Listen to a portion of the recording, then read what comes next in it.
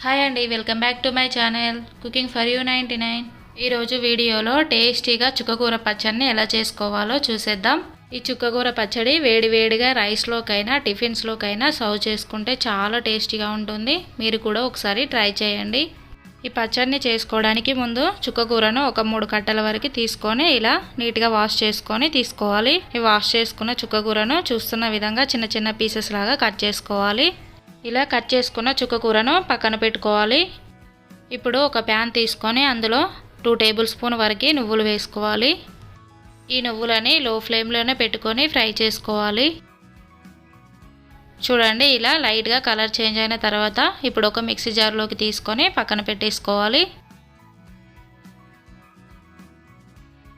ఇప్పుడు అదే ప్యాన్లో ఒక 10 వరకు డ్రై చిల్లీ తీసుకొని 1 టేబుల్ స్పూన్ ఆయిల్ వేసుకొని లైట్గా ఫ్రై చేసుకోవాలి.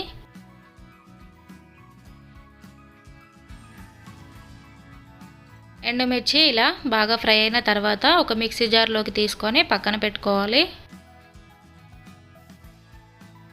ఇప్పుడు అదే ప్యాన్లో మరొక 3 టేబుల్ స్పూన్ వరకు ఆయిల్ వేసుకొని 1 టేబుల్ స్పూన్ జీలకర్ర వేసుకోవాలి.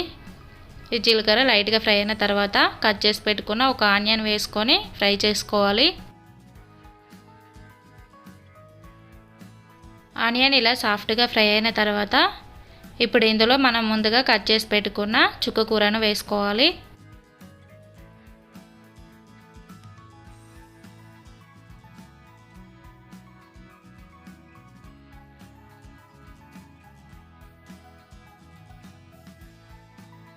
ఇలా వేసుకున్న తర్వాత ఒకసారి బాగా మిక్స్ చేసుకోవాలి. మిక్స్ చేసుకున్న తర్వాత మూత పెట్టేసి ఒక 5 మినిట్స్ వరకు ఉడికించుకోవాలి. చూడండి, చుక్కకూర అంతా బాగా కుక్ అయింది. ఇలా మధ్య మధ్యలో కలుపుకుంటూ కుక్ చేసుకోవాలి. ఇలా చుక్కకూర బాగా కుక్ అయిన తర్వాత స్టవ్ ఆఫ్ చేసి కంప్లీట్గా చల్లారనివ్వాలి. ఈ చుక్కకూర చల్లారేలోపు మనం ముందుగా ఫ్రై చేసి పెట్టుకున్న నువ్వులు ఎండుమిర్చిలో మీ టేస్ట్కి సరిపడా సాల్ట్ వేసుకొని ఫైన్ పౌడర్లా గ్రైండ్ చేసుకోవాలి. చూడండి, ఇలా చూస్తున్న విధంగా గ్రైండ్ చేసుకోవాలి. ఇప్పుడు ఇందులోనే మనం ముందుగా ప్రిపేర్ చేసి పెట్టుకున్న చుక్కకూర పేస్ట్ని కూడా వేసుకోవాలి.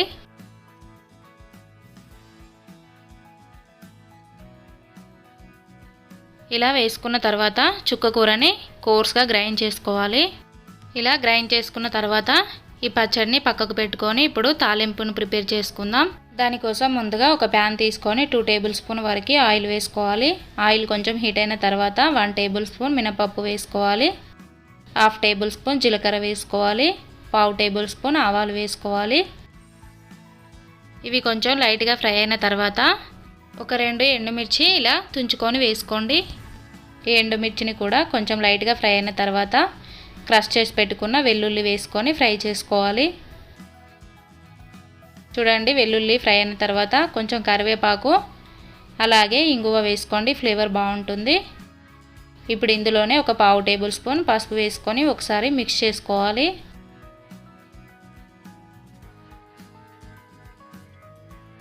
ఇలా పోపు అంతా బాగా ఫ్రై అయిన తర్వాత మనం ముందుగా ప్రిపేర్ చేసి పెట్టుకున్న చట్నీని వేసుకొని ఒకసారి మిక్స్ చేసుకోవాలి.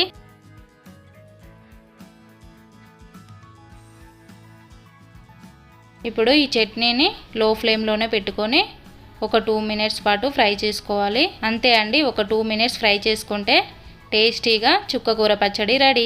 ఈ పచ్చడి వేడివేడిగా రైస్లోకైనా టిఫిన్స్లోకైనా చాలా బాగుంటుందండి. ఒకసారి ట్రై చేయండి.